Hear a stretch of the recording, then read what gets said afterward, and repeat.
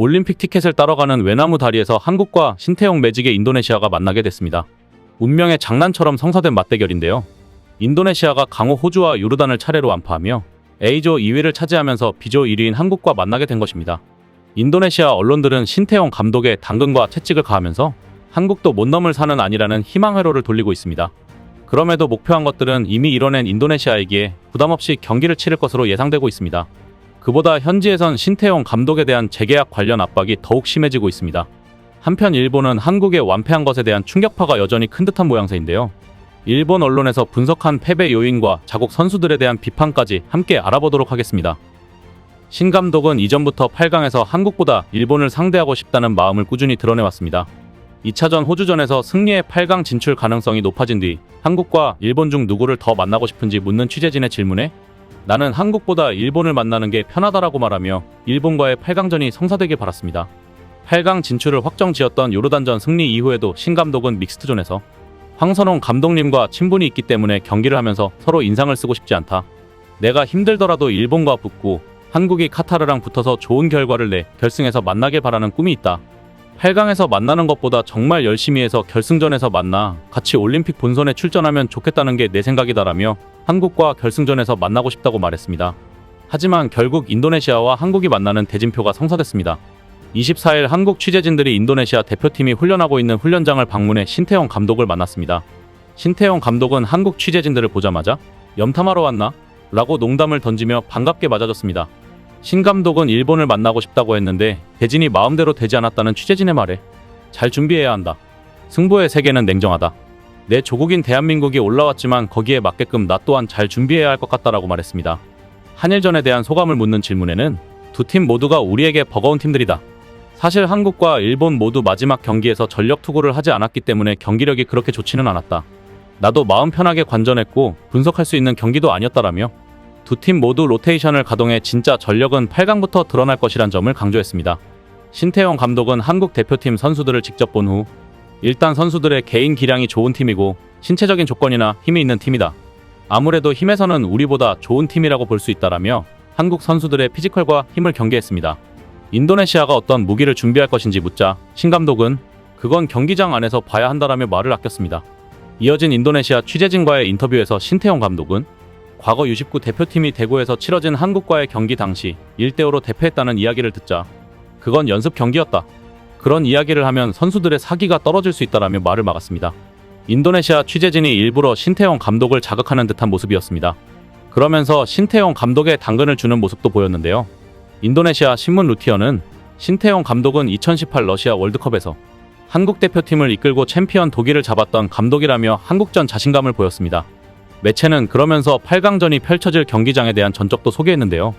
매체는 인도네시아가 동남아 팀이지만 유독 칼리파 스타디움에서 3승으로 전적이 좋다. U23 대표팀이 2승을 거뒀고 성인 대표팀도 1승을 했다면서 한국전에 의미를 부여했습니다. 인도네시아 선수들이 많은 발전을 이뤘다고는 하나 아직 객관적인 전력에서 한국에 밀리는 것이 사실입니다. 때문에 한국이 일본전에서 보였던 뒷문을 걸어 잠그고 역습 위주의 경기를 펼칠 가능성이 커 보입니다. 한 축구 관계자는 한국이 우승을 노리는 팀이라면 지금보다 수비 라인을 더 올려야 한다. 5-4-1 전형의 수비 전술을 써서 상대를 제압하기는 어렵다. 상대가 딸려 나오지 않는다면 그만이기 때문이라고 지적했습니다. 중원에서부터 인도네시아의 밀집 수비를 깨뜨리는 패스, 상대의 골문 가까운 지역에서 크로스, 하프스페이스를 적극적으로 찾아 들어가는 움직임이 필요하다고 조언했습니다. 전문 센터백 자원 부족 문제를 어떻게 해결할지 대안도 마련해야 할 것으로 보입니다. 경고 누적으로 일본전에서 결장한 센터백 변준수가 복귀하지만 또 다른 센터백 서명관은 햄스트링 부상으로 사실상 대회 아웃된 상태입니다. 황선홍 감독은 일본전에서 센터백을 볼 수 있는 풀백 조현택, 미드필더 이강희까지 동원해 가까스로 백스리를 만들었습니다. 후반 들어서는 오른쪽 사이드백 황재원까지 오른쪽 센터백을 보게 하는 실험을 해야만 했습니다. 선수들의 피지컬과 힘이 좋기 때문에 무난하게 무실점 경기를 만들어낼 것으로 보입니다. 한국의 공격적인 부분에서 중원의 엄지성의 탈압박 능력과 정상빈의 빠른 스피드를 이용한 공격, 그리고 이영준의 골 결정력이 잘 살아난다면 최소 3골차 승부가 날 것으로 예상됩니다. 인도네시아가 여기까지 올라온 것만으로도 박수를 보내고 싶습니다. 이런 가운데 한인도네시아 매체가 신태용 인도네시아 축구대표팀 감독과 당장 연장 계약을 체결해야 한다고 주장하고 나섰습니다. 이 매체가 언급한 첫 번째 이유는 성적인데요. 신태용 매직이 국제대회에서 점점 성과를 내고 있다는 것입니다. 치솟는 피파 랭킹은 차치하더라도 신태용은 앞서 인도네시아를 2023년 아시안컵 본선 나아가 16강으로 이끌었다. 여전히 2026년 북중미 월드컵 아시아 3차 예선 진출을 위해 분투하고 있다고 밝혔습니다. 두 번째 이유는 신태용이 인도네시아 대표팀에 가져온 큰 변화입니다. 이 매체는 신태용 감독이 부임하기 전 인도네시아 대표팀의 상태를 비교해보면 팬들은 그 차이가 얼마나 큰지 확실히 느낄 것이다. 흥미로운 게임 플랜, 패턴뿐 아니라 지구력, 정신력과 같은 측면에서 달라졌다. 이 큰 변화의 추진력을 잃지 않으려면 최대한 빨리 신태용 감독과 계약을 연장해야 한다고 거듭 강조했습니다. 신도뉴스는 신태용 감독이 인도네시아 축구 팬들의 뜨거운 사랑을 받고 있는 점, 베트남 축구대표팀이 박항서 감독을 떠나보낸 이후 내리막을 탄 점, 신태용 감독을 지금 붙잡아 두지 않으면 다른 곳으로 떠날 수 있다는 점 등을 신태용 감독과 당장 재계약해야 하는 이유라고 설명했습니다. 신도뉴스는 베트남은 박항서 감독이 이끌던 시절 매우 강했다. 그러나 레벨이 더 높은 감독으로 교체하면서 상태는 더욱 악화됐다. 피파 랭킹뿐 아니라 여러 대회에서도 좋지 못한 결과를 얻었다며 이웃나라의 과오를 반복하지 않기 위해서라도 결단을 내려야 한다고 주장했습니다. 이런 목소리와는 달리 신태용 감독은 요르단전 후 가진 기자회견에서 해당 사안에 대해서는 말을 아꼈다고 전해집니다. 사실상 거부 의견을 표한 것으로 볼 수 있습니다. 한국팀을 다시 한번 제대로 맡아보고 싶다고 포부를 밝혔던 신태용 감독인데요. 한국이 아니더라도 몸값이 솟구친 신태용 감독은 월드컵에 갈 수 있는 팀에서 새로운 도전을 하고픈 속내를 드러낸 것으로 보입니다. 한편 일본에서는 한일전에 패배한 후폭풍이 크게 일고 있습니다. 경기 전만 하더라도 일본의 근소한 승리를 예상하던 일본 언론들은 한국전 완패를 인정했습니다. 한국이 첫 두 경기에서 경기력이 좋지 못했지만 일본전에서는 전술을 뛰어넘는 투지를 보여줬다는 평가가 나옵니다. 일본 축구 매체 풋볼 채널은 일본이 숙적 한국에게 완패를 당했다. 한국은 역시 투지가 강하고 전투에 능했다.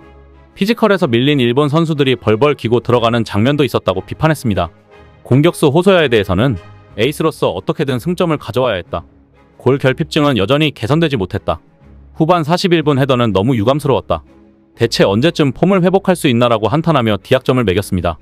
오이와 고 일본 감독에 대해서도 시평점으로 낙제점을 줬습니다. 풋볼 채널은 UAE전에서 선발 7명을 바꿨다. 한국전 4명을 처음 선발로 기용했지만 거의 빛을 보지 못했다. 교체 카드도 실패했다. 개최국 카타르와 8강에서 만나 파리행에 빨간불이 켜졌다고 일갈했습니다. 일본 매체 사커다이제스트는 한국은 한 명 퇴장당했어야 한다며 억지를 부리기도 했습니다. 매체는 후반 9분 김동진의 태클이 너무 거칠었다며 럭비였어도 이런 태클은 나오지 않는다며 한국의 거친 플레이를 꼬집었습니다. 이 경기를 중계했던 일본 국가대표 출신의 마스키 야스타로 역시 레드카드가 나왔어야 했다. 한국은 이 시점에서 한 명이 퇴장당했어야 했다고 목소리를 높였습니다. 하지만 이에 대해 옹호하는 목소리도 있었습니다. 역시 일본 국가대표 출신인 구리하라 유조는 위험한 태클이었던 건 맞지만 발을 높이 올렸던 것은 공을 건드리기 위한 의도로 보인다면서 약간 깎여 맞았기 때문에 실제로 소타가 당한 충격은 거의 없었다고 했습니다. 그러면서 그만큼 한국은 공에 대한 집념이 좋았다며 오히려 한국의 정신력과 투쟁심을 높게 평가했습니다. 사커다이제스트의 편집장은 아예 칼럼을 기고해 골키퍼의 위치 선정을 지적하기도 했습니다. 매체는 골키퍼가 튀어나왔다면 반드시 공을 만졌어야 했다. 그러지 못했기에 명백한 판단 실수라고 꼬집었습니다. 스포츠 호치는 팬들의 반응을 살피면서 솔직히 한국도 잘하지 않았는데 졌다는 반응은 물론 지고 있을 때 어떻게 할 건지 계획이 없다와 같이 전술에 대한 비난을 전했습니다. 최근 한국전 연패에 대한 충격파가 큰 일본입니다. 일본아, 아파할 거 없어. 이제 원래대로 돌아온 거야. 이상 시온TV였습니다.